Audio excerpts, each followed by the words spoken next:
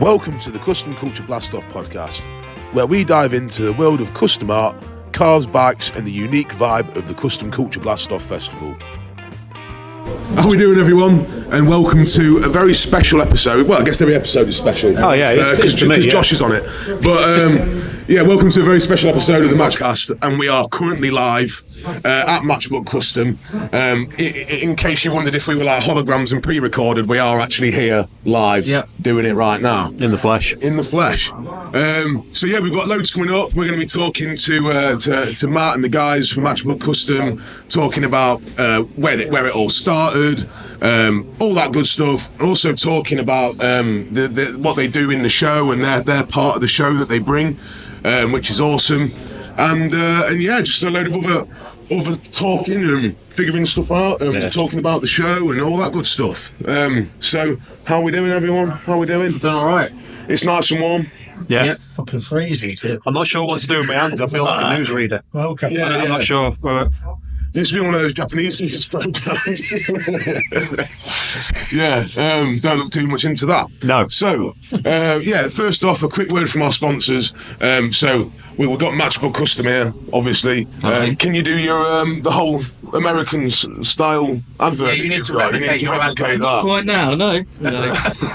You do like it though, it is like the best. It is the best start. It's the humour, isn't it? I tried to do the cheesiest possible advert that I could possibly come up with. Yeah, but it works so well, and the scary thing is, it is actually what American adverts sound like. So you're not even that far off, are you, really? It took me a while to come up with that one, the whole of 30 minutes, I think you gave me. It was overnight, definitely overnight. Yeah, but it's like been used quite a lot now. It's done quite well, hasn't it? Yeah. Lots on YouTube. Yeah. And how's it all going on your YouTube? We're getting Sorry, there. I'm like to crank my neck and turn to you. We're getting there, aren't we? We just started this whole new series, and we're getting a few likes and subscribes. A few, yeah. Loads, man. Yeah, go on. Don't be so humble. We need more likes and subscribes, but yeah. What are you guys on now? What are you guys sort of what you on YouTube and stuff now? As in social media? Yeah. Everything. What, you on TikTok as well? TikTok, Instagram, Facebook. TikTok. Yeah, I've got 700 followers on TikTok. Do you do the dances? TikTok? That was TikTok, just to put it out there. It's part of the job me and Sam have to do at the workshop. We could do them TikTok dances. Yeah, I've not even tried TikTok yet. Isn't that for young people? Oh, I don't know. I thought it was. People are making loads of money on it, isn't they? It's more like advertising. I thought it was teenage girls. What it is? Yeah, I thought it was just that. Makeup. It started off with that. I just thought it was how we were writing the minds of our children. Yeah. But Isn't that what we're doing? What? Not personally. Yeah, TikTok's a weird one. I've never done TikTok. Does it work out for you? It's just good for funny videos, really, more than anything. Yeah. I think it gives us a bigger reach than, say, Instagram does, because it's more American, I think. Well, they banned it, didn't they? They banned it and they reinstated it, didn't they? And it was like, But Facebook and Instagram are the main places. Yeah, but what's your like sort of experience on Facebook and Instagram? Because I usually find that the algorithms are so fucking weird. It's two different things. So Facebook we use for more advertising, posting videos. Instagram's more about the day-to-day running of things, like the stories and stuff. That tends to be pretty good. Yeah. We post what we're doing in the moment, as opposed to push out the. Entertaining, isn't it? Yeah, really. It does work really well. Like your stories and stuff are they're really cool. You know what I mean? How you put them together? Yeah. I mean, I Quality every time. to be honest with you, that's the story.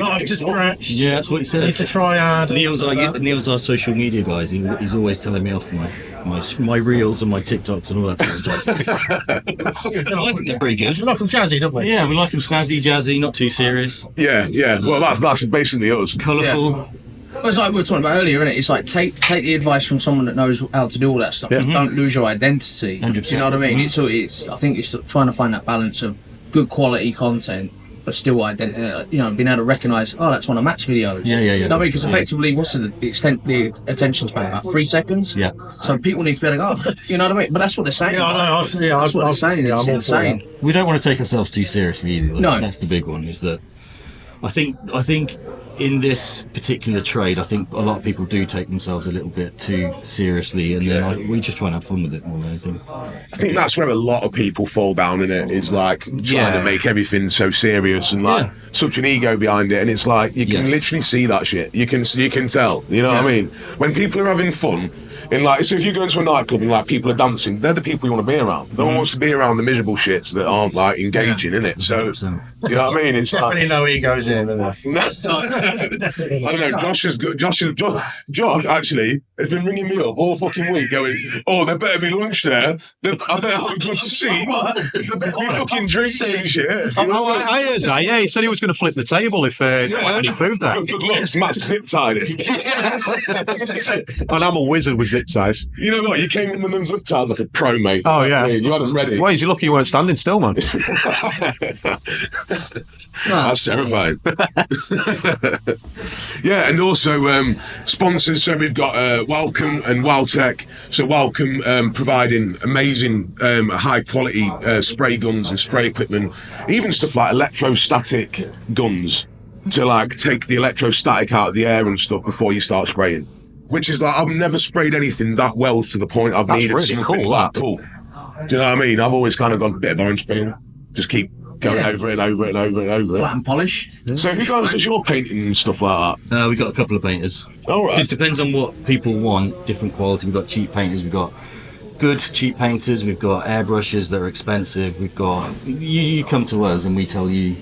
You tell us what you want, and then we send you in the right direction, effectively. So if someone came here and was like, you know, complete novice, Yeah. I want a bike, I've kind of got these pictures on my phone. Yep. Do you kind of walk them through them steps and sort of like show them the way kind of thing? Yeah, we like to guide them. We like them to talk to, say as a painter, for example, we like them to talk direct to the painter, so there's no kind of misinterpretation. But yeah, we get it quite a lot where people turn up with things that they've seen, and we basically source the parts for them and help them put it all together. And a lot of the stuff we can't do inside, we outsource to people that are local that we know, and Yeah, that's cool. get it all sorted. Supports the community. Yeah, we're all about small businesses. We want to help support we're a small business, and we want to support small businesses. Yeah. And if we can, we use local people really as much as possible. Technics Custom's quite a good one. You see the paintwork downstairs, some of that. Yeah. The tanks, that's Technics Customs. Yeah. All right, okay. You got one of their advert billboards out down there as well. Yeah. That's Matt. He's pretty good and reliable. Airbrushes, we use Extreme Paint Studio. They're like show-winning, mega. Like, It's trick, isn't it? yeah, it's really good stuff. Right. I've got no idea how Dave and Jane does it. Well, we've said before, it's witchcraft, innit, airbrushing. Airbrushing You is know what I mean? witchcraft. Yeah. The depth that they go into, it's like... You have to question what you're seeing. you are. Yeah. I don't get how. Yeah. First time I see one of their bits, I was. You know, when you look at something, it's like that can't be a flat surface. Yeah. It looks about 8 miles deep. Yeah. Like, you have to touch it, unfortunately. all the trippy stuff is coming back in like pretty hard, isn't it? All the trippy like kind of 70s style, everyone was whacked out on acid. It's like Drug to drugs back then, weren't they? yeah, man. Yeah, They that's work it. properly. Oh, it still work now. But you know, it's like and as well, like you can get those trippy designs that people are putting on their tanks and stuff, and like they actually look like they're fucking, you know, they're going deep in there, aren't they? It's awesome. There needs to be more colour, I think. Yeah, More colour yeah. in this world. Yeah. Please. Yeah, because everyone was. Yeah, there was kind of that period of time where everything was matte black. Yeah. You know what I mean? Yeah. Yeah. More colour the better, I think, personally. Yeah, definitely. And Gnarly Magazine. So Gnarly Magazine, who sponsor us as well. If you want to sort of like get into lowbrow art or look at any sort of like lowbrow art or what things, you know, how the culture's moving along in the States, which is a good base to go off because they seem to be a lot further along than us, simply because they're lucky bastards and they've got all the parts and everything's sitting right there for all that cool shit. But yeah, check out Gnarly Magazine. They've got awesome merch and stuff like that, and hats and stuff. And also Black Sheep Customs for any of your American car needs. They're your people to hit up. they've got some cool shit in there. Yeah. Proper, what was it, like 69 Dodge Chargers? 67, that was Is it 67, that one? behind us in episode 3, wasn't it? Yeah, When we did absolutely episode 3 of the beautiful. podcast. And what are your guys' thoughts on Yankee cars and stuff? You ever mess with Yankee cars? So I know that Chris has got a Chevy truck, doesn't he? Yeah, I mean, we love them, but I personally have never really been involved in them too much. To be honest. You ever owned one? No, I'd love to. What would you own if you could own one? Is it a 67 Mustang or something? 69 Mustang? There's one that's really fucking swish. Yeah. But I'd love a big truck like Chris's, to be fair. He's got Yeah. what's he got in his? A V6, V8? It's a V8. V8? Yeah, some Chevy You'll V8. bollock me. Yeah. Yeah, I know. I don't know either. It's a 25 litre. Yeah. Yeah, baby. Yeah, it's 25 litre. 1 mile to the gallon. That's it, yeah. He's super up a truck. Well, I got that Chevy truck. I chucked a jerry can's worth of fuel in it. I've literally just been having it idling on the garage, on the driveway, just fucking around with it, and it ran out of fuel. I'm surprised he didn't laugh at you when you chucked that in it. Yeah. You serious? You'd have to fill the float bar, right? Oh, honestly, mate, yeah, literally, he must have just drunk it all, just sitting there. It just must be constantly pissing it out. You know what I mean? It's crazy. Yeah. So yeah. How do you think the show went last year? Obviously, you know, it was our first kind of year all together, really, wasn't it? Because mine and Matt's first time at the helm of it, and you know, you guys took a chance with us, and Well, that was our first big show as well. was it really? Yeah, we've right. never really done a show like that, to be fair, and we weren't quite sure what to expect really, but we loved it. You really pulled it out of the bag. Yeah. You guys really pulled it out No, of it the was bag. awesome. Like what you got, how you guys everything laid out in under that canopy you had under that tent. It was class. Yeah, It was intense, I think, wasn't Yeah. it? It was very Yeah. intense. There was like a 6-hour period on the Saturday where we blinked and it just went by because it was so busy in there. It was really good. I enjoyed the after festivities and particularly the Queen tribute. That was pretty cool. That was an inspired choice, the Queen tribute band. Yeah, well, I mean, have you seen who we've got now? The Screaming Eagles. Yeah. So I know not many people might not know the Screaming Eagles, but I tell you, like, they are fucking banging band. They are a banging band. Proper, like original hard rock from Northern Ireland. Do you know what I mean? And to be honest with you, we're getting quite a lot of links with like Northern Ireland. To be honest with you, speaking to Kustom, Kulture, you mentioned, Belfast, Cookie Ticky. It's like you were paying for the flights first class. Yeah, we're off out there. You were like, no. Isn't it like £20 to buy a beer in Ireland or something like that? I've heard it's expensive. I think parts of it are, yeah. Like if you go to like Dublin, I think it's hellishly It's like expensive. selling your pictures of your feet on OnlyFans, then I've done it. Again. Come on, mate, for the cause. No, not again. Someone Have you seen took toenails. have you seen that fat old dude called Trevor that's like, yeah, go on, boy. This is getting weird. Anyway, yeah, the Matchbook Custom setup was always. See how that shit's so quick. Yeah, we do this. No, but it did look like a pro setup, and I think I'd like all the tents to look like that because it looked like there's been some thought put in. I know. We didn't want to upset anybody, so Well, no, you're not going to upset us. I mean, you'll see through this podcast, we're not exactly organised. No, the whole thing was, it was like, you know, I wanted to give you that space to like make your own, and you did. yeah. Do you know what I mean? And it was like, it was you know, all the bikers, when they came in, they just flowed over to you. Do you know what I mean? I think like the way that worked out last time, it was like all the bikes came in and they were parking in the wrong area. Really, they need to be diverted round to you guys. Yeah. So they can be parked like with the show, so they can feel like a part of the show. I think so completely. And then it'd be cool to sort of have some like artwork or something outside where people can pull in front of, get photos with like, you know, custom culture, Matchbook Custom stuff on it. Yeah. So it's like, because, you know, all that stuff is worth its weight in gold when it's out there on the internet and it's hashtag. We're sorry to interrupt your podcast. We're actually thinking, if I do go, setting up a sheet, I'm going to do portraits of people with their bikes. Wow. So Yeah, quote that's with awesome. with your bikes, if that's what people want. Oh, dude, definitely, because it's like, you know, it's so cool to have like, you know, a nice, good photo of your vehicle looking its best, isn't it? You know what I mean? And also you with it. If you know, if you find joy, you want to stand beside it. Yeah. So that's what we'll do. Do it American style. You know, behind the sheet or in front of the sheet, pretty much. Yeah. Well, yeah. we spoke about that with the show and shine winners, especially as well. Getting a photo opportunity with them, getting them all down the front, you get a nice photo with them, get us three talking to them and asking them about the project, and just make a bit more of a show about it at the end. Yeah. Yeah, because it's nice to win. It's nice to win, and it's nice to like, you know, have a nice little, you know, bit of like, you know, drama, you know, excitement about it, innit? You know what I mean? To kind of like amp it up. You know? Well, as much as we say that we don't, you don't build your project for other people, it is nice when other people that are into the same kind of thing appreciate it. Yeah. It is nice if someone says, nice car, nice bike, something like that. Doesn't mean you built it to be liked, but it's a nice feeling. Yeah, it is, yeah. Like a side effect of it. Yeah. I mean, do you find like with like the custom bike scene, it's like, you know, it's very much like, you know, you've got to wait for that right buyer? Because I mean, I see like a lot of the stuff that goes out your door quite quickly, it's all like, it's yet to be modified, isn't it? You know what I mean? Or it's got very small amounts done. Yeah, most people bring their bikes to us to get done once they've already bought them. We'd love to get into a situation, well, I particularly would love to get into a situation where we can do that, but it's quite, for us as a business, it's quite costly and time consuming to do. But, mostly people come in with their ideas, as we said earlier, to kind of bounce them around and then build what they want to envisage. It's not very often we get to build something that we want to do. I was going to say, what was the last thing you actually built, like between you guys, as like a project for you? We've got one on the go at the minute, which is that was supposed to be built for your show last year. All right. We're aiming for the show this year. So you're just there going, please no. To be fair, if it goes the way I think it's going to go, it'll be a nice bike. Yeah. Does he hurt you behind the door? When the door shuts, does he whip you and shit? The workshop soundproof.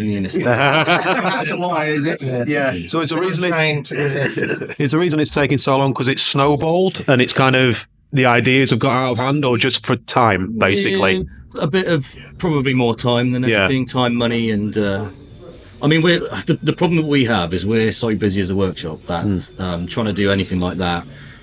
Even my bike, for example, it's been off the road for 5-6 months now because it's just getting time to get into it to fix it. Refresh, doesn't it? Yeah, everybody else's stuff kind of comes first before. It pays the bills, doesn't it? Yeah, that's exactly. It's but I mean, as far as like doing something that we want to enjoy, I think the last one I did was that red one. But it was a beautiful red fat board with the same candy paint that we were talking about earlier. And it was still to the customer's kind of spec, but he gave me a certain amount of freedom to kind of go along with it. What's the story behind the name, El Gordo? Oh, not that red. No, not El Gordo. That wasn't one of our builds. That was by one of our guys, Dean Clack. I think El Gordo is Spanish for fat. Yeah, it's fat. Yeah, it translates to fat. I was wondering if it was like. It is. Yeah, don't do it, John. Don't tell me that. I'm not. It's holiday weight. It's only February. Yeah, that's it. So you didn't build. No. We so what you see, all those three bikes down the front, they were already pretty much like that. They just came to us for the kind of. For the final engine, a lot of engine works. We do a lot of engine work as well, and then a few bits and bobs. El Gordo is handlebars, a few blackout bits here and there, and some engine work as well. We would love that golden customer to kind of come in and go, right, Matt, Sam, do whatever you like, build us something, and we'd love that situation. But it's just very rare, I guess is the right way to put it. Yeah, it is. We've got a couple on the brew at the minute that are pretty cool. Neil's is going to be a pretty cool Lowrider S, but again. A lot of our guys are very much performance orientated as well. I'd say a lot of your work is hidden, isn't it? It's all behind the scenes, behind the casings. No, you know what I mean? You wouldn't be able to necessarily tell straight off the bat until you actually ride it. It rips off. Yeah, I was going to say until you actually see it rip off. What's up? What have you had dynoed? What type? What's your most proud numbers? To be fair, we haven't really. You haven't done anything dynoed? No. The nearest place we've got is BSD Peterborough way. We tend to tune them in house. Again, the stuff that we do on the engine at the minute, we're working on the kind of getting people to go for the really bigger stuff to really get into depth with it. But the tunes that we put in tend to be pretty close already. If they want to stick it on the dyno themselves afterwards to really refine it, then by all means. I think we've only got one recently on Ultra of all things to take over. But it'd be really nice. It would be really nice for somebody out there to pay us to do an engine that we can just go all out on. Absolutely nuts. Yeah, would be awesome. So with your tunes and stuff, with the Harley, like the packs, are they just modular? You just put them in, or do you actually like have a computer that you're plugging in, or? It's a bit of both. So we've got our own little tweaks that we do. So so we use a couple of different companies depending on what results we get. The one company I think is based in Czech Republic or somewhere like that, and if we get an obscure engine, instead of it just being a bolt-on part that's got a listed map, then we tend to go back to those guys. They run it through whatever we've put on. They run through their simulation or however it works. I don't really know how it works. They send it back, and then we kind of do our little bits afterwards. If it needs a bit more, we can tend to tweak them to a certain extent. But I mean, realistically, you're right. On a dyno is the best way. Yeah. But they get pretty close, to be fair. Do you miss the old school carb setups of back in the day, or? Oh, that's a sound question. That one is. No, I like fuel injection. Yeah, you like fuel injection. I like the reliability of fuel injection. Yeah. Yeah. Not to say I dislike carbs, because I do. Everything's got its place. It's an acoustic guitar and an electric guitar, isn't it? Yeah. They're cool. They're both cool, better. but it's like, yeah. It depends on what you want from. I prefer fuel injection because it's just more usable. What about the early fuel injection? What was that like? I mean, because I remember there was a lot of problems with early fuel injection. Is it Magneti Morelli on the Harleys? Yeah, they're pretty shit. Right. They're like a half carb, half EFI type setup. Yeah, they phased out pretty quickly. Yeah, it's South Delphi, isn't it? Which is, but I mean, I want to say it's reliable. It is reliable. The whole carb thing, you can kind of tweak and whatnot, but this whole myth that people can fix a carb on the side of the road isn't always true. You only really know how to do that if you know what you're doing. You've got a shitload of tools with you. Yeah. And my argument with that as well is you spend less time broken down with fuel injection as well. Yeah. So you're less likely to need to repair it. Yeah. But without a workshop anyway, you're limited anyway, aren't you? Yeah, that's it. That's it. I mean, at least they are, because the carb designs are pretty basic, aren't they? You know, single barrel carb usually, isn't it? So there's not many reasons for a carb to go wrong though that you could fix at the side of the road. I don't think. Do you reckon? I mean, you can adjust carbs. Depends on what you want. Yeah. But the whole thing about carbs, I think it goes back to the whole Nostalgia. Yeah, and there's a motorcycle for everybody. Yeah. Like, not necessarily a Harley, but if you want, I don't know, a Sportster, and it's got to be carbureted, it has to be 4 speeds. You've got a nostalgia to that era for whatever reason. yeah. Like, I like fuel injection. I like fuel injection for the rideability and the reliability and the ease. But I do like the old Evo. And also the power input, I imagine, is a lot pokier. Do you know what I mean? It's there, isn't it? All your power's right there. It's more refined, and it's. I mean, they are reliable. They are a bit more complicated, but What about because the immobilizers on Harleys can be a fucking nightmare, can't they? Do you know what I mean? They're Like, I've seen people's bikes completely wipe out over immobilizers, and they've just never been able to get them back on. they should know their code. That's what I would say to that. There's a code. Oh, it's the code, isn't it? That's Yeah. the code. There's a code that you can input to get past it all.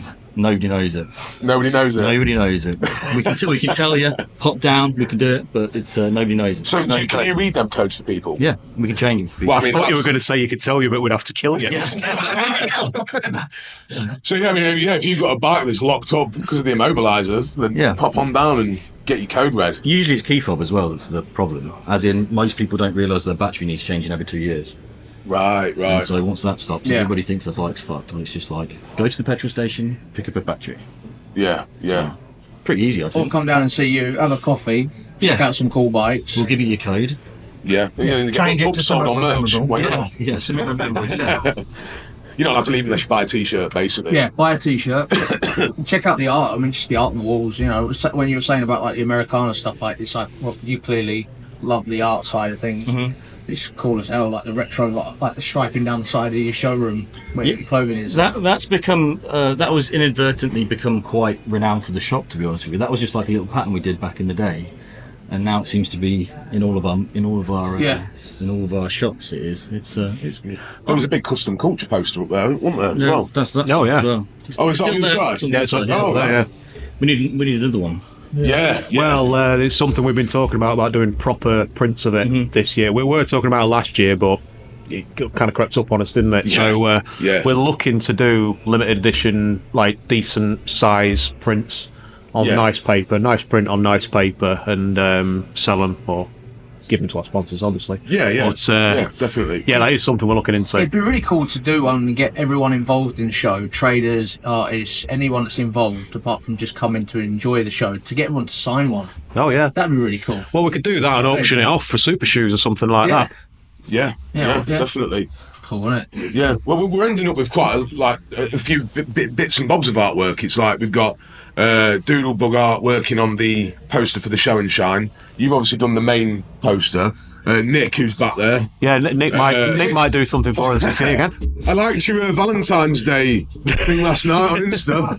Yeah, I'm surprised we managed to keep it up, to be fair. Is it not been banned yet? Oh, yeah. It said, do not swipe right if you're a knob.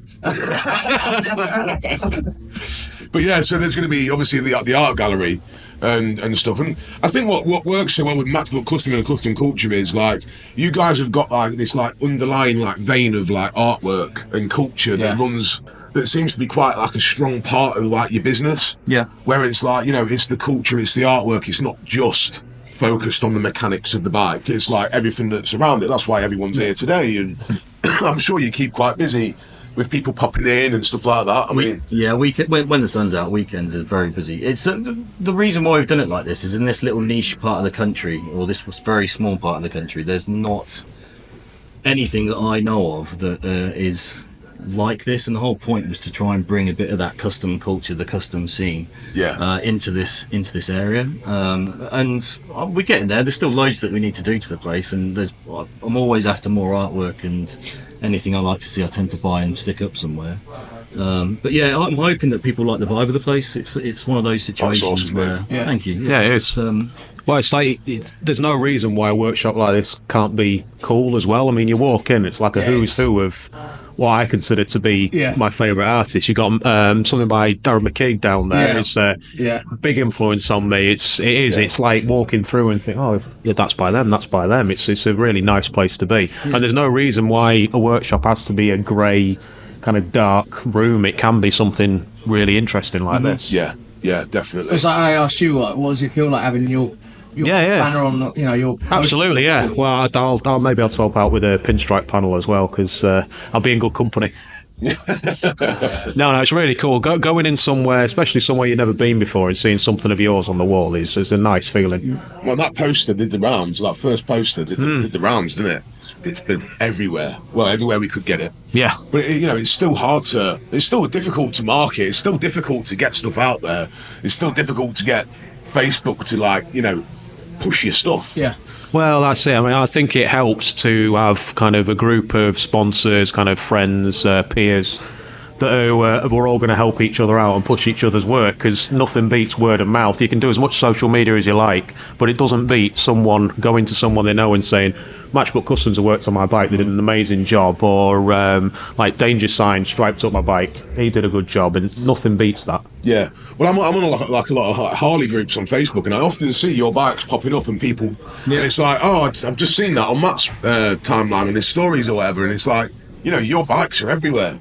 Yeah, you go, mate. Honestly, like your bikes, I've seen your bikes on multiple occasions, like on eBay, built by Matchbook Customs, on different bikes at different occasions and stuff. Yeah, that's nice to hear. Do you know what I mean? So we do try really hard with that sort of stuff on the social side. Yeah, and you become so like insular, like because you're working on your own social media, you don't notice it, and then it's nice to hear someone say, "Oh, I saw something pop up in a random place," because then you're like, "Oh, it's actually getting out there." Do you know what I mean?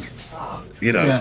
And the first thing I thought, like when I came here, it was like, it literally, you were able to capture what you've created here in your marquee, like the vibe. Like I thought, it was the first thing that popped in my head was like, it is literally the same vibe, like the way you've laid everything out. Like that was the the plan. Was it? Yeah, I mean, you pulled it off. Thank you. Yeah, it's that was the plan. To be fair, it was quite, I don't know.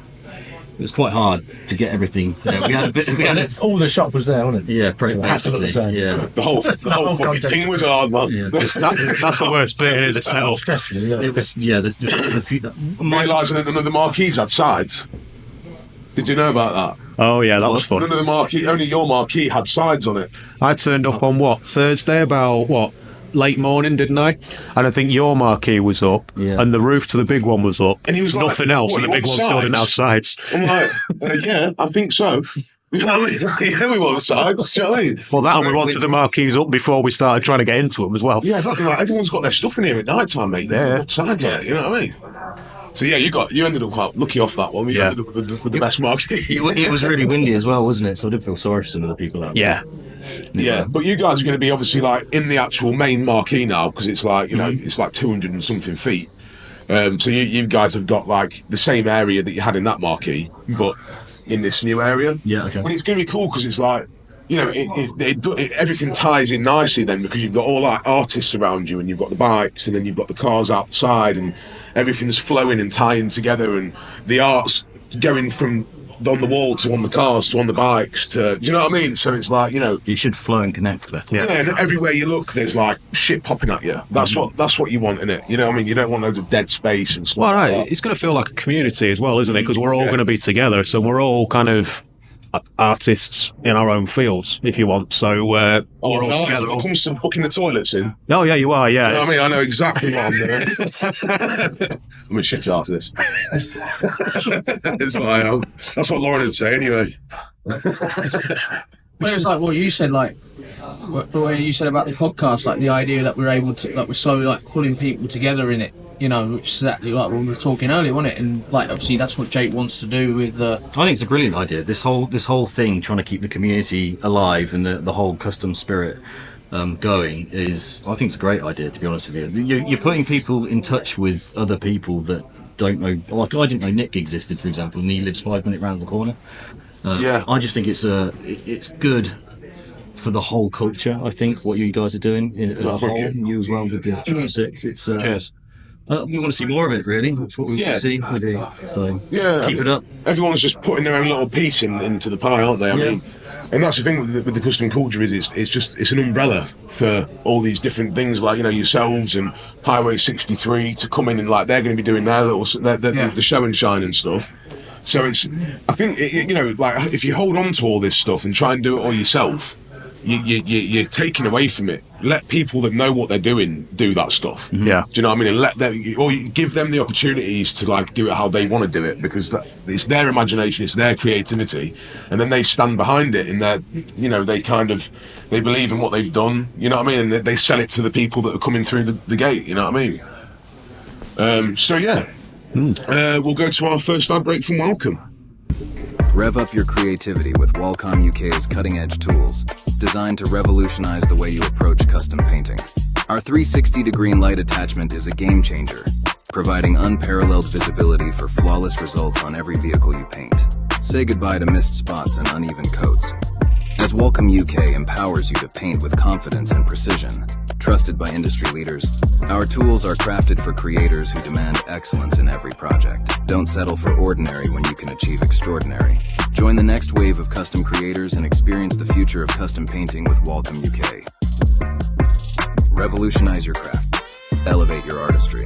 Explore more at Wacom.uk and follow on Instagram at Wacom UK. Wacom UK, setting new standards for custom vehicle painting. Yeah, that's right. Right, we're on. Get the coughing out the way first. Are you going to eat that cookie, like? Yeah, we'll just Eat it closer. So what I'm trying. We're back. So if you're into ASMR and you like two hairy dudes eating a biscuit into a microphone, and you've come to the right place. So yeah, welcome back everyone. There you go. I've done the clap. We just had a quick piss break and we're back, and we're going to be talking about the BBB. Do you like we can use a bit of alliteration there. So the budget biker build off. That's sort of it's kind of taken off pretty wild, isn't it? Really. We've got 5 entries. Yeah. So today. Quick rundown for everyone that doesn't know what the budget biker build off is. Basically, at the Custom Culture this year, we're going to be having basically 5 or 6 or 7 contestants that are going to be coming, and they're allowed to spend £1,000 on a bike, so the donor bike, and then they're allowed to spend £500 on parts, consumables, tyres, grinding discs, all that sort of stuff isn't actually involved in the cost. So yeah, basically, it's nice and easy on the rules. £1,000 on a bike, 500 quid on the parts. How do you go about it? And to be honest with you, we've had some really, really cool ways of people going around it, haven't we? So far, we've got a C70 or a C90. Yes, we've got a C70 from the Dead Deep. That's going to be chopped. Yeah.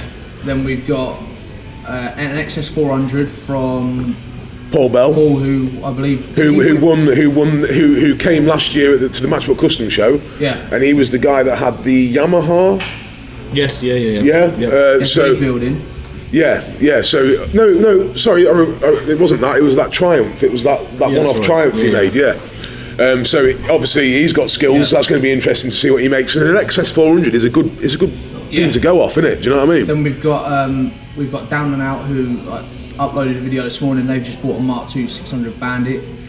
And we've also got November The man Custom. and the wife. Yeah, that's Josh, well on Instagram. because you isn't it? can't misgender people I know, these days. I know. I fucking wrongly assumed that it was a bunch of a group of dudes building bikes, and it's like my wife's gonna see it. Like, well, he was really cool about it. He's like, don't, you know, you wait till my wife sees this. I'm like, no shit. Because you're like, well done, the lads. No. Yeah, you know, me being me, that bumbling buffoon that doesn't really know what he's doing. But it's, I think that's the point. It's really cool. It's like a husband and wife building bikes, and they've been down at like the Bike Shed show. You know, they've had their bikes are on the Bike Shed's YouTube channel. You know, they built some really cool stuff as well.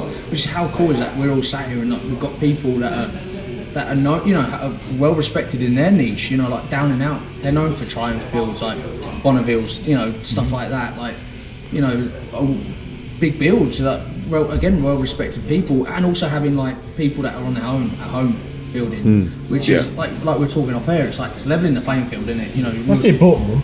yeah. The people at home that are gonna. I don't know, because that's what it all evolves around a passion, doesn't it? Yeah. And I think you need to. I think people feel like they've got to have to spend thousands of pounds on these really expensive Harleys, and obviously a lot of people the Harley is the dream bike, but it all starts. Doesn't matter whether you're 17 or 70. Yeah. If it's the build process if that's what inspires you and you think, that's your passion, you want to go and build a bike. It doesn't matter whether it's a C50 or whatever. Yeah, that's it. Or £100,000 worth of something else. Yeah. As long as you love doing what you're doing. Yeah. That's what it's about. Well, it's a prime example of like how many people wouldn't, you know, we've all heard of Exile Cycles, Russell Mitchell. How many people wouldn't think that he went to America as a model and was known for building Lambretta chops? Wasn't he a dentist as well? This is what I mean, right? He was into some like completely different to the typical niche. But do you know what I mean? Like, you know, he was in America as a model, but he'd known the only things he'd ever built were Lambretta chops, which is like, that's a prime example. And this dude's like, you know, he rid the wave of the mid 2000s of like stupid money in the chopper scene, but he's still going now. You know, still making parts. People are still buying his parts. You know, and it's like. That's the example, isn't it? You don't have to fit into. You can be whatever. Like. Well, he was clever, wasn't he? Because his bikes are kind of timeless. Yeah. I mean, I know they had the fat. I'm not the biggest bike fella in the world, but he had the fat tyres on the front, didn't he? And that was a look. Yeah. But other than that, his bikes were quite sleek and quite simple, weren't they? So rather than. He didn't seem to hit, to me anyway, he didn't seem to hit any particular trends, so one of his bikes now would probably look as good as his bikes did in the early 2000s. Yeah, exactly, and obviously like he was, you know, a lot of people still buy his chain and sprocket setup, don't they? So where he's known for, he patterned the sprocket, which effectively is the disc as well, and so the caliper obviously got, you know, it's the way he had it machined and designed that it clears all the teeth. Well, they're witchcraft, aren't they? Yeah. Do you know what I mean? I wouldn't even know what to do on one, to be honest with you. We go back to this again, I still don't know. I just sit on it. Don't you like have to twist stuff to make the gears work and stuff, don't you? Lambrettas and Vespers and stuff. I don't know. They sound good. The advanced and I love a two-stroke, but I wouldn't go. I just love to rev one up in my house every day, just to have the smell in my house. Do you know what I mean? Yeah. Lauren would hate it, but There you go, two-stroke Hoover. I think someone actually released a scented candle that smells two-stroke. There is a. They do a nitro. You know, like the top fuel drag stuff, the nitromethane. You can buy. Obviously, it isn't nitro because you don't want. you don't want to set the fire to that now. Yeah. But you can buy a nitromethane scented candle. Yeah. Men.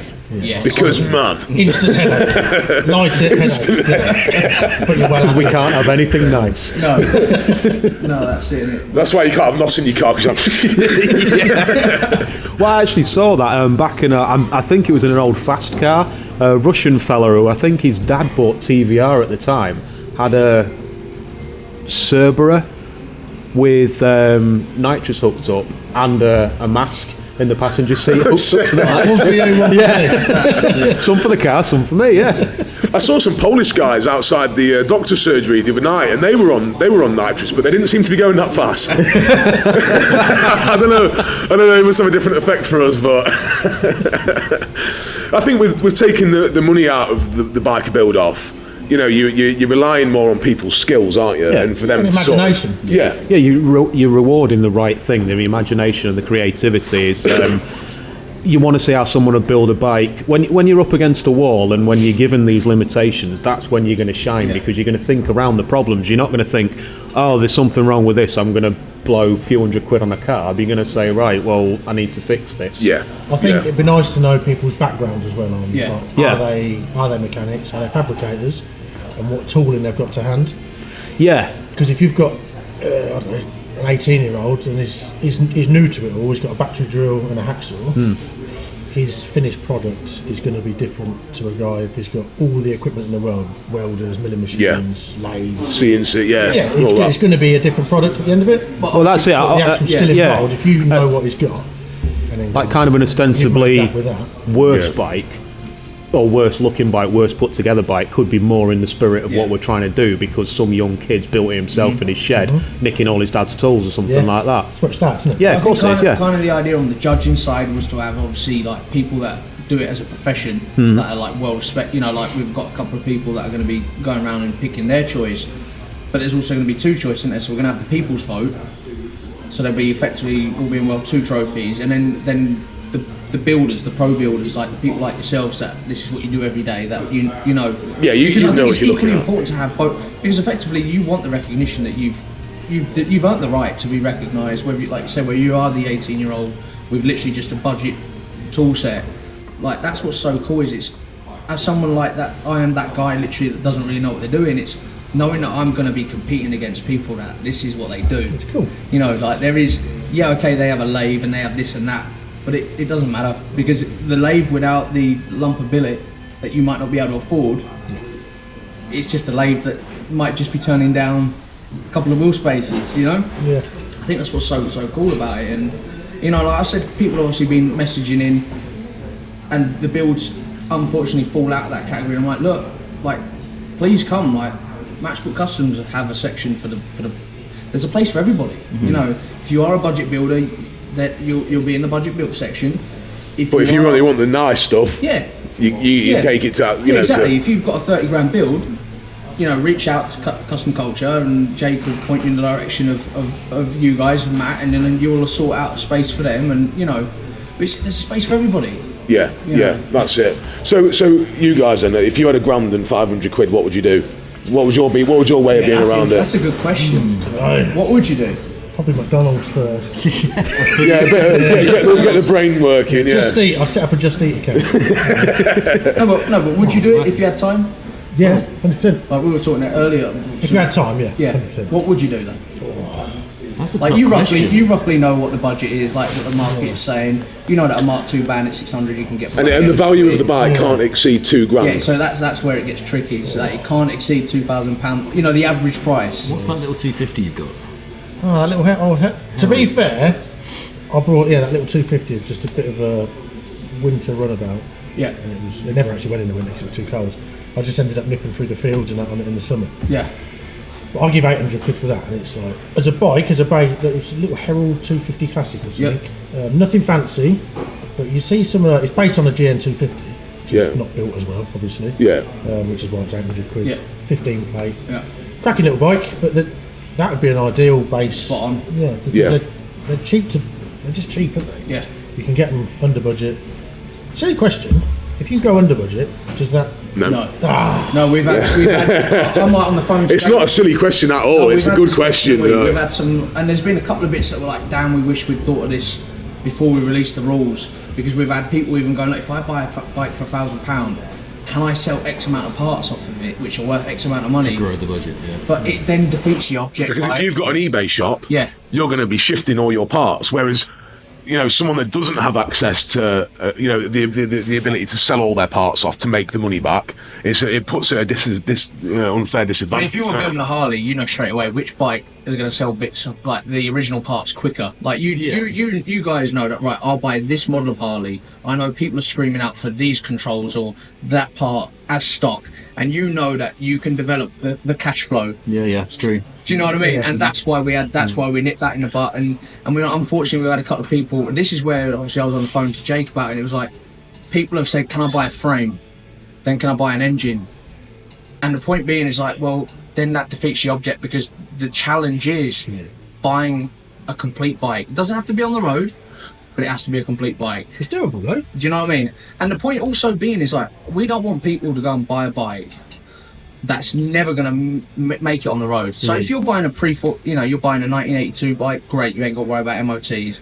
But none of us want anyone to spend any money that they're just going to sit in the back of the garage. We want at the end of it, if you decide you're going to ride it or sell it, to get your money back, because it really is about remembering where this culture started. Like all the gatekeeping on the shovels and knuckles, it's like them dudes were veterans. They were veterans that literally got dumped back in America, that were completely fucked in the head. That all they had was the bike from the war and a load of PTSD, but created a culture that we're all sat here around. Like, you know, we all love. Do you know what I mean? It's like fucking all this gatekeeping shit. Don't forget where this scene started. Yeah. It started with a bunch of poor, fucked up dudes with WLAs. I think motorcycles, You know what I mean? they're a coping mechanism, aren't they? Yeah. They're more than just.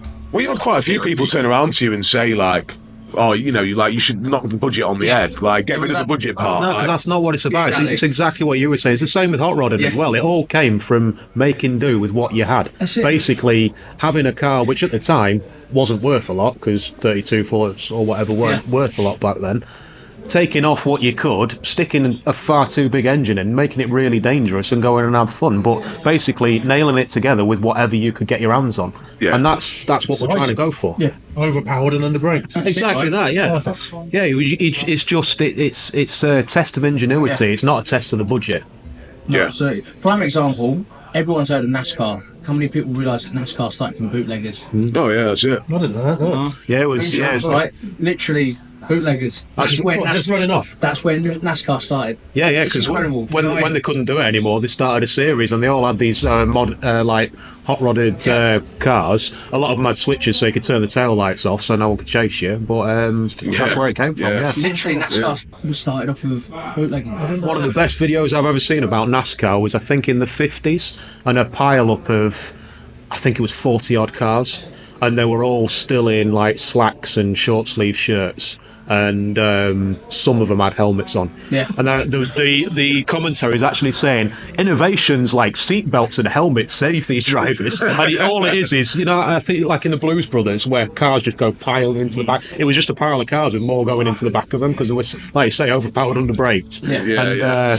That's where it came from, was just like basically insane Americans just driving far too fast in cars that shouldn't have been going that fast. Yeah, It's but crazy, isn't it? it's still like back in the day though. It's like they were still like 9-litre engines, like producing like fucking 60 brake horses. Well, this is the thing, yeah. It's like some of them, like 150 brake from something that's 7 litres in our money. It's insane. Yeah, You know what I mean? And it's like everything, like the inspiration for everybody starts somewhere, and like when you get into you find your place in this culture, and whether it be that you're into top end builds or like top end hot rods, you know, they all started from grassroots stuff. It's like, it'd be interesting, like, what made you decide to start Matchbook Customs? You know, we spoke a lot about Matchbook Customs, but what inspired you, and also where did the name come from? So I used to work for a dealership, a family business, and it's a very complicated situation, and I decided not to go back to work for the family business. Matchbook Custom, I started in the Philippines because I came up with the name and started the logo. I paid one of the artists on the wall over there, Di Vincente, French artist, to do the logo for us. And the name Matchbook comes from... it's really boring, to be honest with you. No, go for it, mate. We want to hear it. There is 2 meanings to it, but I don't really want to talk about the end. It's from... oh, that's the juicy one then. yeah, that's off camera. Tell us off camera. Yeah. I was in my kitchen, drunk, trying to figure out names for the business that I'd already decided I was going to set up. This was before I went travelling, and one of my favourite bands is a band called Strung Out, and a song came on called Matchbook, which at that moment in time, because I was a little bit emotional, was resonated with me, and I just kind of stuck with it, really, to be honest with you. I didn't really think it was the greatest of names, and the plan was to change it at some point, but it's worked out really, really well. It seems to be... Well, it's unique. Memorable. It's Yeah. unique in a world of not unique, not very generic kind of names for that Yeah. sort of stuff, isn't it? Like it would have been so easy to call it like Screaming Eagle Custom. Yeah. Everything obvious was already taken. So Yeah. As soon as it sticks, you kind of stuck with it. aren't Yeah, you? 'Cause my business name was a joke to start with. Really? Yeah. Oh, wow. Because I'd crashed a couple of cars in a short space of time, and someone said Danger was my middle name. That stuck for a middle. Then I started a company. Well, that didn't start a company. Started doing this, and so I do sign writing. Danger Side, yeah. Yeah. And it was meant to be a joke, and that was 8 years back. But it works. yeah. This is it. You couldn't imagine it being called anything else now, could you? No, I couldn't. No, even though I thought it was a stupid name to start with, but it's like, and you might have thought, it's not very interesting, but it's what you become known by, and it Yeah. becomes interesting because of the association. it's part of the personality. Yeah, See, I think is. Matchbook has a very skater punk Americana vibe. Good. Yeah. That's kind of what we like. I mean, that's the scene that I'm from. So I like that. Yeah, Matchbook. vibe. Yeah.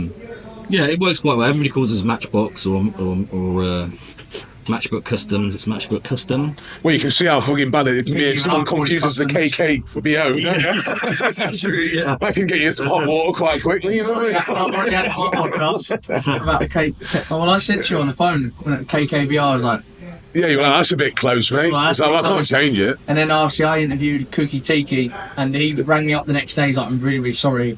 I think I said it. I said it's fine. Like, Yeah, I mean, you didn't have to wear the pillowcase on your head and that, but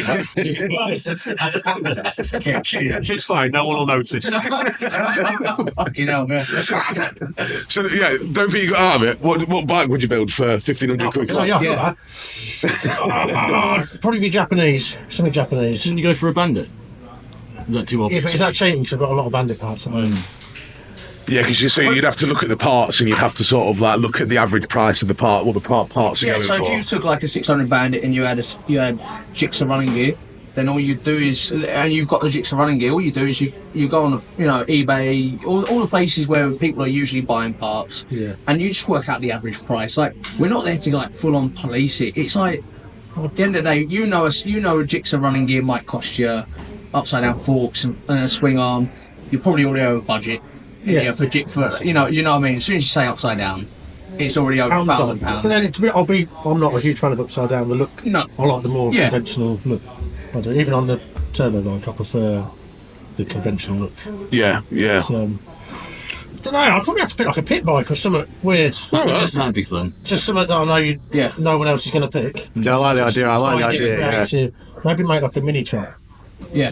It'd be cool to see everything completely different in the lineup. Like, so I like the. I know nothing about bikes, so I don't even know if they're cool or not. Is it the Ruckus, the Japanese scooters that are real low to the ground? Oh yeah, I think I kind of know what you mean. I think I kind of see them. I mean, I imagine they're hugely illegal over here and dangerous, but Which ones are they? they seem to chop them and lower them, so it's basically like your seat height is that Oh, off so you're the like ground. almost like. Yeah. Drag style bike. Yeah, Drag it's scooter, really yeah. weird looking thing, but That'd be interesting though, as a custom. well, that's it. Yeah, They remind me of those like Taiwanese boys you see on like rivers and shit with like a bit of wood and like a giant engine and they're just like really flying. The Like, engineering in them engines. like a 1,000,000 horsepower turbo on a diesel. plank of wood, you know what I mean? It's like, See, I said to you, I said I would literally be going out buying a Chinese twist and go 50cc scooter, and I'd be ripping all fairing off, and I'd be hacking frame, and I'd be building a shop. Like, if I was on a shoestring budget and I was building and I had the opportunity to do one, that's what I'd be doing. Like, no one said you have to go Jap, like conventional, Bandit, or like the dudes who got the C90, and I'd be probably taking a jump out of their book and raking out a single tube in. Yeah, just good. I don't know. It'd be nice to Be interesting, have wouldn't the it? opportunity to be like, do you know what? Actually, it doesn't have to end. Even if I get to the end of it, it's all right. It's horrendous. yeah. Let's take it for a break. Yeah, it'd be nice to go. Oh, well, at least we tried. Yeah. Like, That's just to it. try something. That you It never hasn't. want to do. It hasn't got to have an MOT on it, even if it is required to have one. It just needs to be able to be put on the road if you wanted to. Do you know what I mean? So just to clarify, Pit bike. with I a suppose you logbook. could, yeah. You know what I mean? I'd probably start for the pit bike, yeah. So would you have to clarify that with if you send it for an MOT, it'd get one, or is it just that it's rideable? Well, let's face it, it always comes down to not what you know, but who you know. like my MOT man's that guy. And now you've just outed him on the internet. Stevie Wonder is like, hello. Yeah, I'm here for an MOT. Have you not seen that video on Facebook where he's got £20 notes? Yeah. Honestly, that's my MOT. Don't look at that race use only sign stamped on the side of that exhaust. Well, that's what grinders are for. That's a schoolboy error there. Yeah. I didn't take my Harley to the MOT guy, and he was like, for fuck's sake, Jake. He's like, you after a Stevie Wonder MOT, are you? I was like, please, mate, yeah. They're still about. I've actually took a Beetle for an MOT, and the fellas come running out and going, "There's no way I'm testing that." Oh, Before I even got it in the door, waving a 20 like, are you sure? I had to actually get me printed out, because it was back then, printed out piece of paper with the MOT rules on, saying, "Well, actually, you can." I tried that with the copper, it didn't work. No. Do you guys get a lot of, like, obviously you're doing a lot of customization, where it be just a bolt on mudguard that, you know, prefabbed. Are you having any issues with MOTs? It helps having that friendly MOT tester. That's it. But generally, The bikes are safe, aren't they? Yeah. It's not anything dangerous. no. Yeah. So, I think we're still quite held up by European legislation on like light heights and indicator widths and shit like that, aren't we? I think, and it's like if you get a decent MOT tester that can quite clearly see that you can see the indicators quite comfortably. Mm-hmm. It doesn't have to be like that European legislation bollocks. some people are just jobs, don't they? Yeah. They just want to fail it just for the sake of. Yeah, but you don't go to them anymore, do you? No. Do you know what I mean? They get the one try. It's like kind of that grey area of if there's no evidence of an indicator wiring loop. There's that grey. Like one of my builds doesn't have any wiring on it. Indicators it's supposed to have them by the age-related laws, and he just doesn't. He's like, okay, brake light works. Yep. Headlight Josh, you works. try to put a wig on, mate. Stand on the other side of the bike, you're like, oh, I'm here for the MOT. Oh, are you really? Yes, really? Oh, nice one, mate. Thanks for that.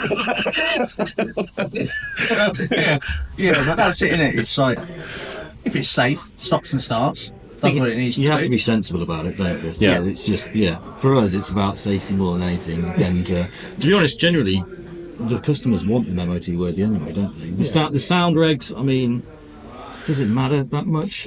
Well, the thing is, like, MOT is a minimum standard, isn't it? Yeah. You want your bikes. Well, speak for myself. But I would want my bike at the best it can be. Yeah. Just because it passed an MOT doesn't mean it's good. No, that's No, not especially with Josh. No, he's got a wig on, mate. Well, it's a second pair of eyes, isn't it? It's like the whole MOT exempt thing. My van becomes MOT exempt this year. I'm still going to take it for one because what if I've missed something? 100%. I've had a car actually blow out a brake line on the brake tester at the MOT. If I hadn't have taken that for an MOT, that would have happened on the road. Yeah. So it's just another person that you trust, hopefully, that is looking at your car or your bike and just saying, yeah. The thing is, everything these checks problems out. snowball. Yeah, If you ignore that. Exactly, so yeah. you end up with a vehicle that's. yeah. So what's the MOT regulations like in the States then? Does anyone know that? So like you're taking your bike to it, like so in Canada, for example, like what are the MOT sort of restrictions on that? Do you have MOTs? So I don't remember because I've lived there now for 20 years, but when I last went back to Canada, I literally saw cars driving around with the sills completely rusted out. You could see into the cabin, but no one did anything about it. I Yeah. think it's only when you sell a car do you have to have it inspected. It's not like an annual. Oh really? Yeah. Which is why, going on what you guys were saying, having the absolute bags of shit that you wouldn't want to get into. Yeah. So- Let alone pile your family into them, like. But if your bike's maintained, your car's maintained, you don't have to worry about the hassle of it's going to pass its MOT this year. Yeah. Yeah. That's it, yeah. So they're not like annual MOT. No, from what I remember. Yeah, unless they've changed it recently. was Yeah. Literally. No, I don't think so. I think it's only when you sell something you have to have it inspected. So a lot of people will buy a car, they'll have it for like 20 years. That's why they're all rusted to shit. And until they sell it, it's not an issue. Yeah. So Damn. I'm sure there is some kind of safety, but from what Yeah. I'm seeing, it was bad.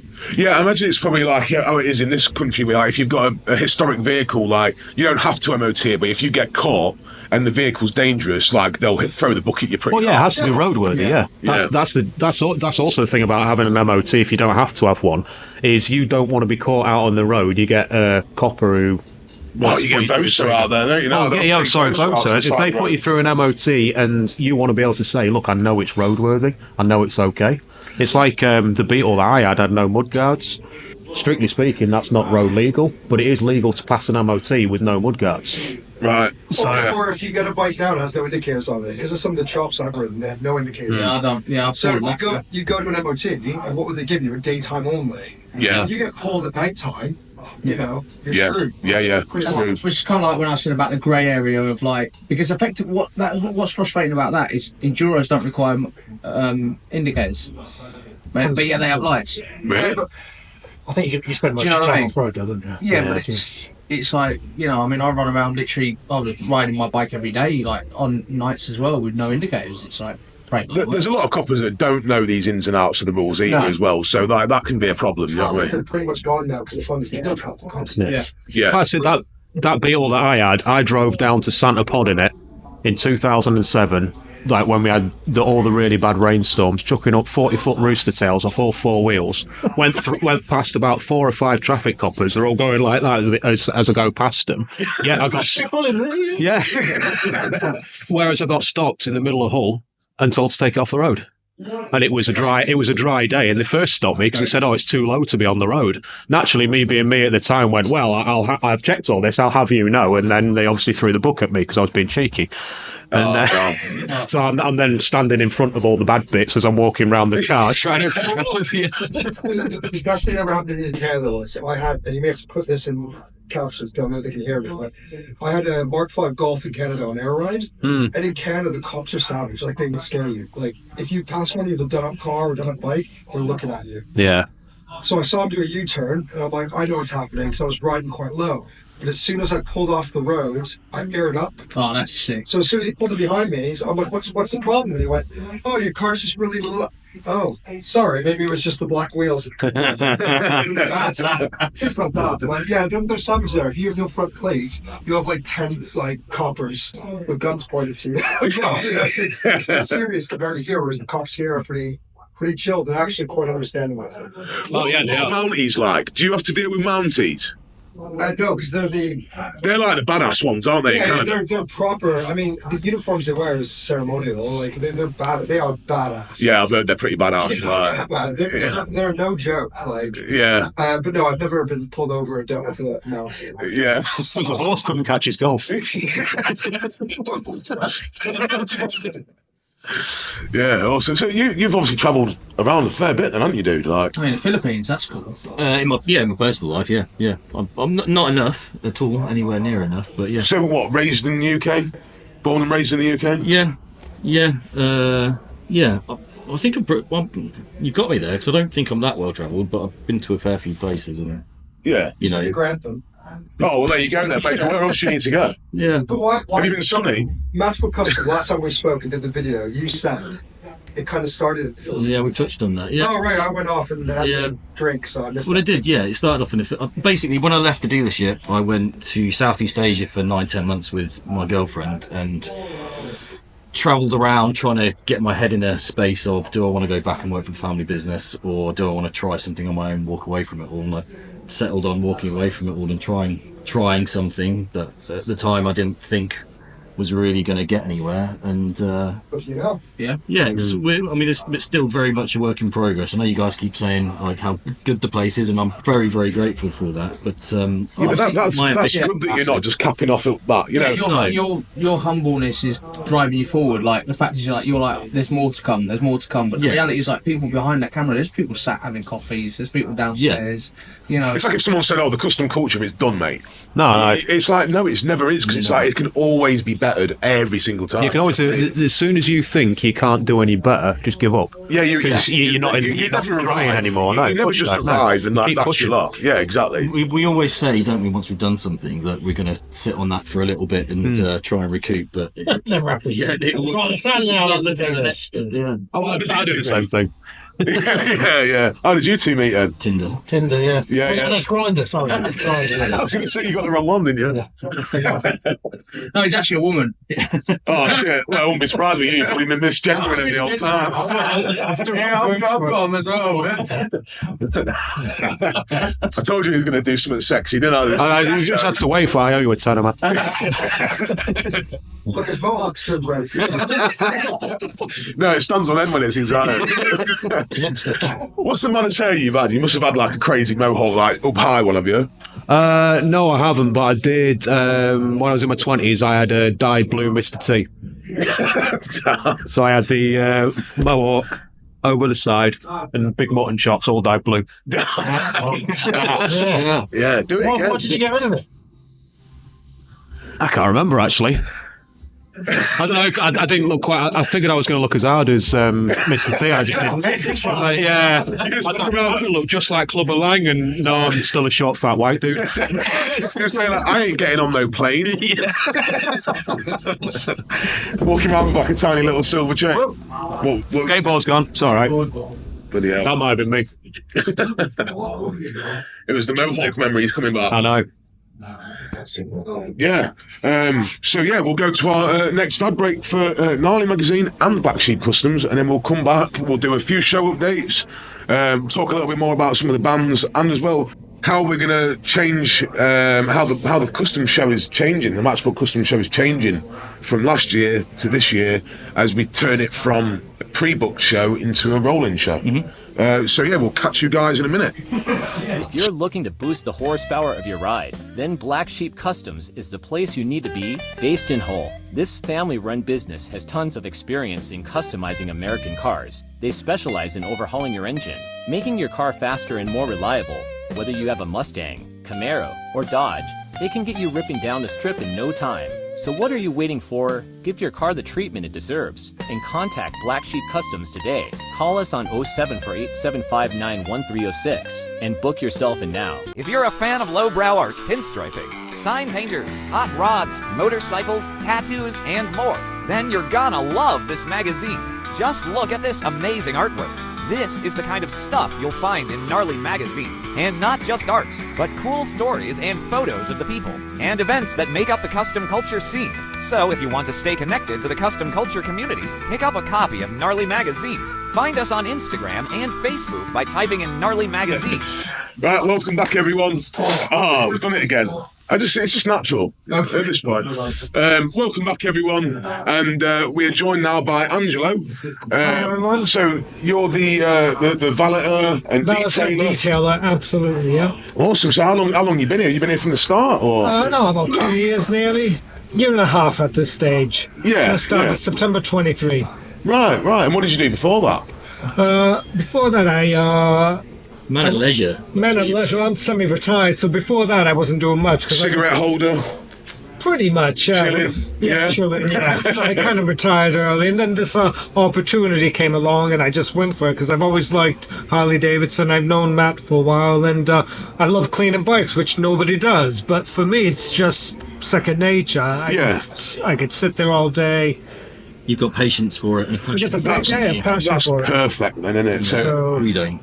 Yeah, that's it. I mean, nobody does apart from me. It's a weird thing. that's where you come in, isn't it? I guess. So you do like ceramic coating as well, don't you? Ceramic coating, polishing, yeah. So what do people have to do to get to? Because obviously bikes have been stored all winter, probably covered in shite. You know, like you're getting your bike out for the summertime, or even if by the time next year rolls around and, or the end of the year rolls around and you're wanting to ceramic coat your bike to store it or whatever, what do people have to do to come and book in? Do they just call you? Do they come in? Yep, website, call us. Will you literally just valet someone's bike so they can just drop it in? 100%. Have a coffee? Well, we need it for a day or two. It does take quite a while. So it's a proper valet, so they can't just come and drop it off and stay with it? They can just stay a very long time. They'll grow a beard in the process, but by all means, of course. Right, so they need to be coming down and dropping it off for a couple of days. And that's you find you get yourself, because it's like, I mean, how fast do you take to clean your bike or your car? Like 30-40 minutes? A little bit more in depth for the It's a little bit more, obviously, for full valet ceramic coat. I mean, if it's a 48, it'll take a day. if you get a touring bike, it'll be 2 days. Right. Obviously, a lot of parts come off the bike. Obviously, I'll have a chat with the owner, get to have a look at the bike to see what are the defects, because you have a bike, you got to see what's wrong with it. Is there paint flaking? Is there some surface rust that might be able to come off, and all those things? Awesome. So we have. Also, you do a bit of correction as well while you're. A lot of it, yeah. Right. Okay. Awesome. So, what are the sort of price ranges on that sort of thing? So, like, if someone's coming in for like a full detail on a 48, say, what sort of like the cost on something like that? So the full works is 300 quid. That's every bike, every make and model. Every make and model, That's the ceramic coat and all that jazz. So that's your lot. That's everything. Yeah, that's a good price though, because I mean that's gonna last you. Yeah, it's a guaranteed one with diamond bright and whatnot as well. But you don't have to go for the 300 quid one. Angelo's pretty good at what we call an 8-stage wash, which is I think that starts at 60 quid. Is that right? It starts from about £60, which is just an 8-stage wash. That you can wait for, obviously. Yeah. Well, the mini valet, which is everything apart from the ceramic coat, and that goes up to from about £90 on most bikes, up to £150 if it's a tourer. And again, it's good value. Yeah, it's good value, mate. I'd say that's really good value. Because the bike does go up. I go under the mud guards, I go on the wheels, so it goes everywhere for those kind of prices. Yeah. Well, I mean, I know. What's the valet on a car these days? For a full valet on a car, I think you're looking at about 60 to 80 quid on just like a hoover out and a bit of a carpet wash. I would have thought so. Am I right in thinking the ceramic coating makes it easier to wash after that point? So you're paying for less of a pain in your ass in the future, aren't you? Really? Does it scratch proof as well? Does it scratch? No, you can still scratch it. It basically protects it from like natural elements like bird shit and sunlight, UV light and stuff. Yeah. So you can just hose it down. Yeah, like every week rather than really getting into it. Yeah, it's like rain. You know what Rain-X is? Yeah, it's like that. Like hydrophobic. Yeah, it's hydrophobic. Yeah, it's pretty good stuff. Yeah, that sounds awesome. It's really good. You're the first person I've ever heard be passionate about cleaning the bike. I don't know why. It's not me. Right. I mean, I hate cleaning bikes. That's why nothing's chrome. Like, just black everything. And it just seems to get blacker as the grease goes everywhere. Do you know what I mean? It's like, that's me. Yeah, you can't go wrong with all black, can you? No. I actually had. Oh, sorry. No, you're right, mate. I was going to say black's a pain in the arse, isn't it? Well, no, I actually had a friend who had a Volksrod and it was roller painted matte black, and every time it got dirty, he just painted it again.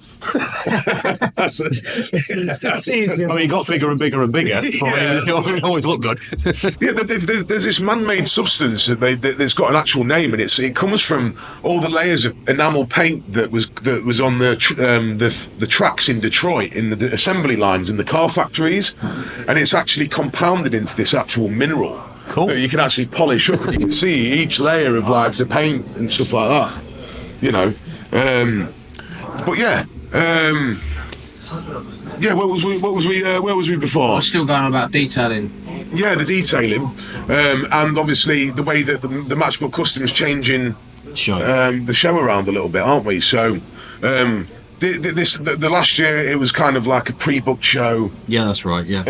But you kind of felt it wanted to go a different way, didn't you? It worked really, really well, and we're still going to have the quality bikes there, but I think we're going to bring them as a showpiece as opposed to get people to vote for them and whatnot as a prize fund with a prize fund, I should say. I mean, I don't know what you guys think, but I think having people there with their bikes and giving them an opportunity to be a part of the show without being, how do I put it, not judged, but comparing it to the bikes we had there last time.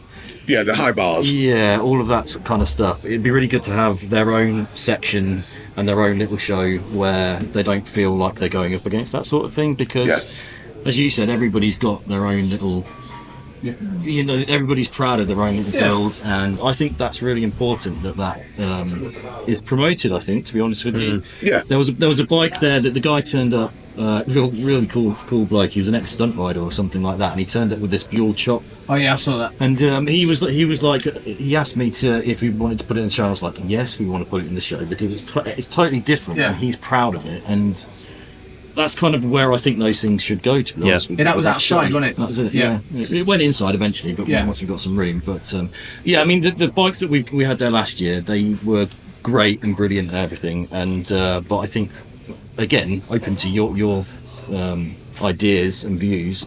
But I think it'd be really good just to get the people there at the show more involved with that sort of thing. Because only a few people brought their bikes over, but there were a few more than just the odd one or two that were there. So yeah, people shouldn't be put off by thinking that their bike isn't good enough to win anything. And stuff like that. I don't think like that. Like. Like it's your bike, it's your little passion project. It's your pride and joy, Yeah, that's it. We appreciate. I mean, we deal with all these big, expensive, fancy ones, but we appreciate the effort that people go into to create these things. So are we going to sort of change the categories around a little bit? Maybe like a best engineering, or I think we'll have to think of something. Yeah, for sure. Because obviously we're not going to get like the big wheeled, like the big front wheel bagger style. Do you know what I mean? And stuff like that as much because it's not as popular in this country, is it? But no, I mean you don't know what you're going to get really. But I think we're going to have to look at the categories and just kind of figure that side of things out. So what are we going to have as like the main show day? Are we going to think like the bike show side of it's on the Sunday, or are we going to tie it in with the show and shine, or the Saturday, or just across the weekend? Or I think across the weekend with the main kind of onus on it on the Saturday. So they have to bring their bikes, and the bikes have to be there from a certain time to be judged.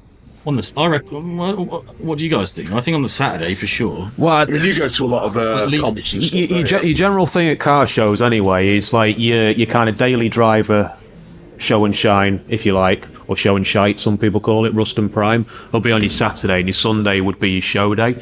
But I don't see why there's any reason it can't be out on the Saturday and the Sunday. I mean, obviously they take it back to the campsite if they like. Mm-hmm. And then give out the prizes on Sunday kind of early afternoon or something like that, but make more of a thing of giving out the prizes so people stay for it, because that's the other issue as well. If you make it too late, say some car shows I go to, they won't give out the prizes till 3 or 4 in the afternoon, and some people, if they live 3 or 4 hours away, on the road, they've gone.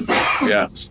I think that like the public vote worked out really well. People really liked having that ability to like vote, and it was also interesting because it wasn't like it definitely wasn't the one that had the most money spent on it. That one, no. It was like what looked the coolest. We were talking about this and with the bike build off, and it was like the whole reason why we kind of like turned away from the idea of people just being able to like buy a frame and buy an engine separate, because it's like you can really cherry pick the nice bits to get an edge over people. Do you know what I mean? But yeah, you know what I mean? It kind of, that Star Wars bike that was airbrushed and stuff like that, it kind of like, the kids loved that, didn't they? All the kids and stuff like loved it, and it was cool to see kids get excited as well, wasn't it? Yeah. Yeah, so I mean, I personally think that we're obviously going to bring a bunch of bikes anyway for people to look at that we've done. So yeah, I think that's probably the best idea.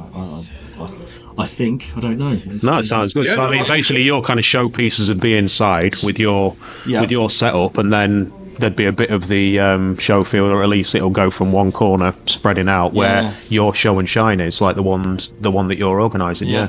Well, we can put the gap in the marquee as entrances wherever we want.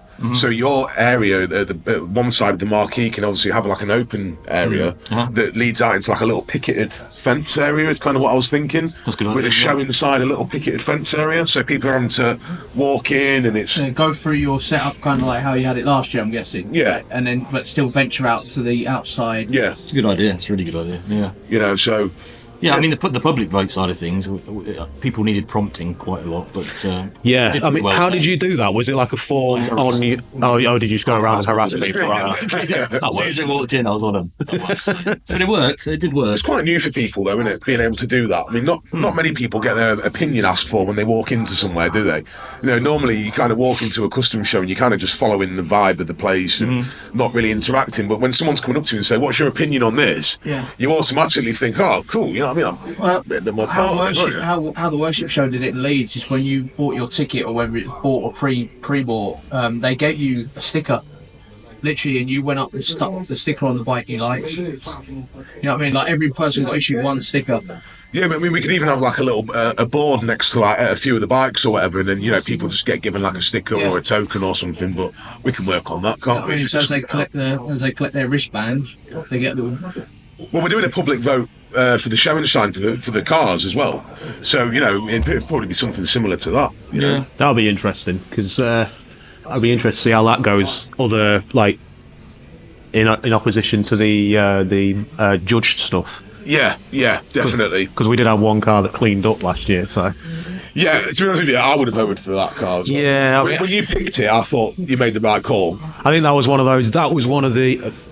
No offense to anyone who showed another car, but that was the one I would say true show car, if you like, that was on the field. Yeah. And normally not something I like, but it was so well put together. Yeah. So that's why it won. It got best paint, obviously, because the paint was amazing. Got best custom, and then once it had won two, it's it's best to show. Of course, it's best to show. Yeah, that's it. Yeah, you couldn't go for anything else, could you? Yeah, I mean, it might not be. I wouldn't even say it's necessarily my tasting car, but it was kind of everything about it was perfect. I guess when you're judging, though, you can't be biased, can you? You've got to be like open and look at it for what it actually is. No, because otherwise it'd be some like hot rod that was hanging together with bits falling off and rust holes through it, and everyone would be after me.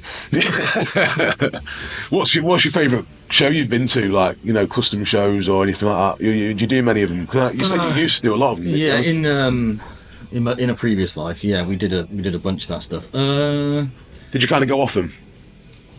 Yeah, realistically, yes, but I was working most of them. Yeah. And you kind of get a bit bored of the run-of-the-mill kind of rallies type. Not a lot going on. That's why I like your show quite a lot, because there's so much to look at, and it's way more based around the artwork than it is like bikes, for example, or just cars. Yeah. And there's something for everybody there. I love the whole stage and like festival vibe you had on the go at night time. I thought it was great. The food was great. There's just more to do at yours than what I've been used to in a previous life, and I really enjoyed it. The stuff that I've done before has very much been either corporate stuff. I've been to a bunch of stuff in the States with work, which they're impressive. They're impressive shows, but I mean, I've been doing this for 20-something years, and you do kind of becomes a bit of a busman's holiday sometimes. Going around and stuff. Which is why I like the fact of yours that you've got all the cars to look at, and it wasn't just all those big wheel things and the kind of Mad Max types. The monster trucks and stuff. All of that stuff. And then your little out the back with the fire pit and whatnot. That's just such a cool little area. Yeah, the woodland for the social vibe and whatnot. It's just I don't want to blow smoke in your ass too much, but I appreciate you've got a cool show, and I think it's going to grow, and I think more people should come along and experience it, because it's. Thank you. Well, that's why we do it. I mean, that is what we're aiming for. So it's so nice to hear someone kind of say, "Oh, this is what I think," and it's exactly what we're shooting for. Yeah, it's sharing it out there, and it's getting people that have never really been to something like that before to come along as well and enjoy something like that for the first time, isn't it? Yeah, so it's not just kind of big dudes with bikes or kind of people with cars all keeping to themselves. It's something for everyone, like you said, and it's there just happen to be really nice bikes and cars there. Yeah. Definitely. So we've got some questions, haven't we? Have we got some questions? We've got some questions. Do we Hi, everybody. Hi, dude. Does the UK have its own custom culture scene, or do we just follow the US and Japan? Does the UK have its own custom culture scene, or do we just follow US and Japan? A UK bike. Well, the Cafe Racer. That's a UK bike. The Cafe Racers. They originate in the UK, don't they? I would, I'd say we have our own. I think. I'd say it's a bastardised America. Yeah. We look to America, we look to Japan, we look all over the world, but I think it's because of how British people are in general. I think we've definitely got our own version of it. So I think there is a UK custom scene. Yeah, I think there's some of some more maybe irony and kind of. That kind of thing to it, because we don't take ourselves too seriously. Japanese stuff is serious. Oh yeah, I mean Japanese Japanese people in anything they do don't know how to do it less than 200%. Oh yeah. Period correct. Yeah. Perfect. Yeah. Perfectly yeah. executed. I think we're a little more chilled out than that, weirdly, because we're meant to be kind of stiff Brits and all that kind of thing. But I think we are a bit more chilled out about things like that, and it's more of a kind of. Yeah, like respect the build, I suppose. I think what does hold back the scene in this country is the cost of buying yourself into the culture, which is in terms of like a motorcycle, the equipment to paint, or a car. The cost of this stuff's quite high, so you constantly, you're looking towards older guys that are finally able to spend money on the stuff that they've always wanted because they've actually got the income to, which is a shame, because it means that like younger people aren't getting the opportunity to start chopping stuff up. This is why we're doing the budget biker build off, is to sort of like get younger people, fresh people to create, to start pushing the British side of the culture more. Do you know what I mean? And show everyone what we can actually do. Have you guys ever heard of Robbie Palms? No. So you need to interview him. He casts all his stuff. He is. He's amazing. He's incredible. He's building a Triumph at the moment. He builds Triumphs from what I see, and it's like Desert Sled. There's your UK scene. Oh yeah. But my God, the talent of this dude, and it gives you hope seeing it. Like he took a moth and cast it into I forget what it was. I think it was like a Batchford exhaust or something. Unbelievable. Yeah. So it is out there. But you have to search for it. Yeah. I mean, the UK craft. Like let's not forget that. Without the British engineering side of things, would the Japanese have achieved what they've achieved? Like, you know, British engineering is phenomenal. It's just obviously lost its way a little bit. And, you know, because they went over to Japan and educated a lot of the, machinists in the UK. Incredible. Yeah. They're dying trade now, you know, but there's some incredible. And I know exactly what you're on about with the moth and that guy now. I've seen that video on Instagram. Put up his page on your and you're right. That is very British. You're right. It is. I don't even know if that is his inspiration. He's just good and he's British. So I reached out to him to interview him. I'm hopefully going to get him on my show, on my podcast. Yeah. Brilliant. I think that's what we're trying to do with this show, isn't it? It's shine a spotlight on these people because they're out there. Yeah. It's just people might not have seen them, but they are out there, and that's what we're trying to do, is bring them all under one umbrella and saying, here you go, this is what we can do. We can kind of stand shoulder to shoulder with Americans, Japanese, whoever. Yeah. We're just in our own way. Yeah, nice question. Yeah, that's what I say. That's where the cafe racer originated. Yeah. So that's the full-on UK scene, isn't it? You know. Yeah. What else we got? Right, you're all in the culture scene. Where are we going to be in 5 years? Teslas. Is it going to be? Get him! Harley Livewires and Teslas. Crazy colours, more subtle stuff. No. So, Big wheel baggers. Where are we going to be in 5 years? Put it on the spot. Back in 5 years. Turbos. Everything's going to have a turbo. No, more colour, definitely. I think everyone's got, we've spoke about this, haven't we? I think everyone's got a bit bored with trying to make things look subtle. It's not what it's about. More colour, more metal flake, more gold leaf, more pinstripe. I mean, I'm biased, obviously, but more pinstriping is just... I'd be happy if everything looked like a circus attraction. It's just more of everything. More is better. That's a question, isn't it? That is a good question, because it's like, who knows what the bike scene's going to look like in 5 years, the car scene's going to look like in 5 years. I mean, I imagine it will all be quite similar. There's always a trend. I'm hoping that, kind of going back to your previous question, is in 5 years' time, the culture has grown exponentially in this country.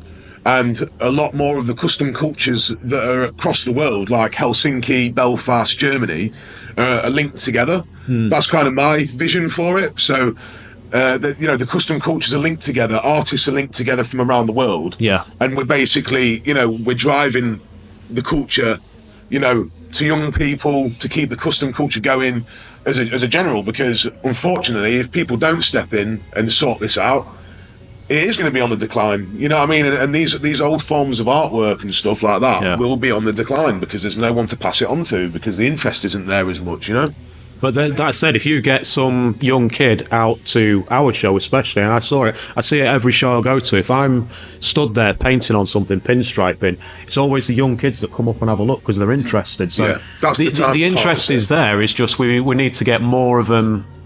Like at the panel jam at Custom Culture Blast Off, we had loads of kids having a go, and that's what we want, is them realising that just because we live in this social media world where everything's apparently perfect, and every time you see a reel or something like that, it's someone's best version of their life. The first time you do anything, you are going to suck.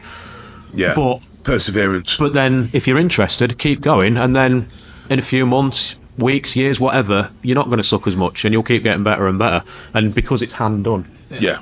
Yeah, and it's okay to suck. Yeah. But it ain't okay to give up. Yeah. It's okay to have a knockback and fall off the stool, but just pick yourself up, have another go. Yeah, it doesn't matter, because someone's always going to pushing. Yeah. Someone's going to respect you for having a go, even if what you come up with isn't that good. Well, or they're a wanker, and you don't need them. Yeah. Yeah, exactly. Yeah. Well, exactly that. Yeah. You mentioned it, didn't you? Your first when you first displayed your art. At your first custom show you went to, but you haven't stopped. I mean, look at what you do now. Like, That's it. And that passion will carry you through. If you're passionate about something, it doesn't matter how you start out, it's where you're heading and the fact that you don't give up and you don't stop. So yeah, in 5 years' time, pushing the culture even harder. World domination. Yeah, world domination, yeah. I mean, I think there's a space for everything. So even if someone has got a Tesla, if they're willing to pinstripe it or do some crazy shit with it, Record it. If they are willing to do it, bring it to the show. Like, I don't like it, but at the end of the day, You can always burn it afterwards. You can always burn it after. Take a photo of it.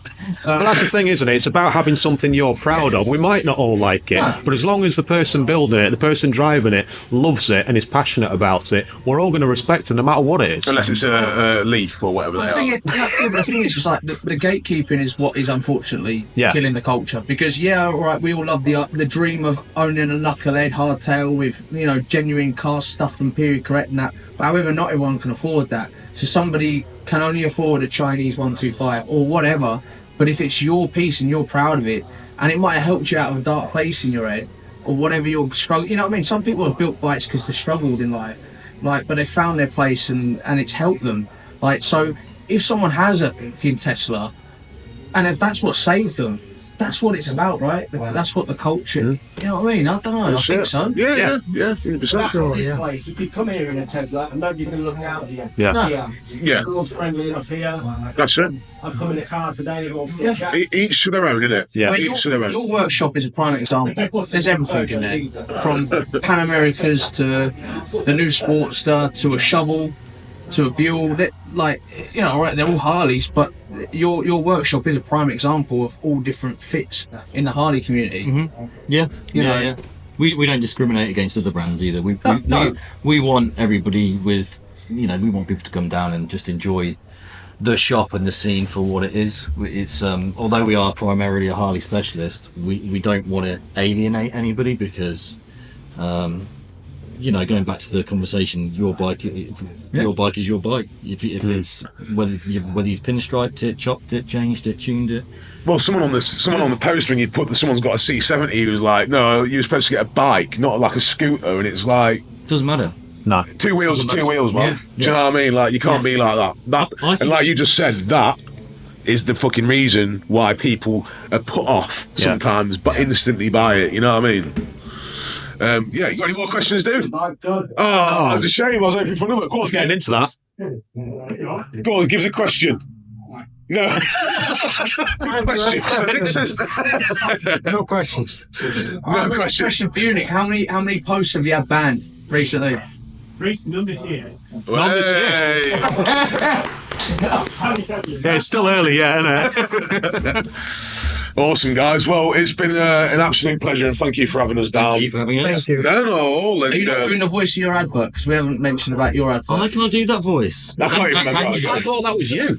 With Angelo. What voice? Give me a script and I'll do the voice. The advert for on the KKBO podcast, that American ad. Oh, He did a good job, didn't he? He did, yeah. It's not my voice. That's awesome. It cost me 60 quid. You put me onto that Fiver. yeah. It cost me I wrote it and then sent it off to that Fiver guy, and I found him with 60 quid. And literally 20 minutes later, when I'm in Tesco, I get it back to me, and I'm listening to it, laughing my ass off because It's really good. exactly what I wanted. The best bits with the email address. We're so It's a cool email address, got a style out of it, yeah. He hit that spot on. Yeah, awesome. So, that's another episode, and God, I'm sure there's still loads to talk about, but you'll have to tune in next time. Well, we have to do our social medias. Remember? Oh, yeah. Oh, here we go. Josh, tenor. Yes, I did. So, Josh, are you on social media? I am on social media. Dance, boy. So 666 Customs. I'm not going to do it. And what's social media for Matchbook Custom? Matchbook Custom, just Google it anywhere or put it in anywhere, it'll come up. Yeah, you're everywhere, are you? So the NBC, can you type in NBC as well and that'll pop up?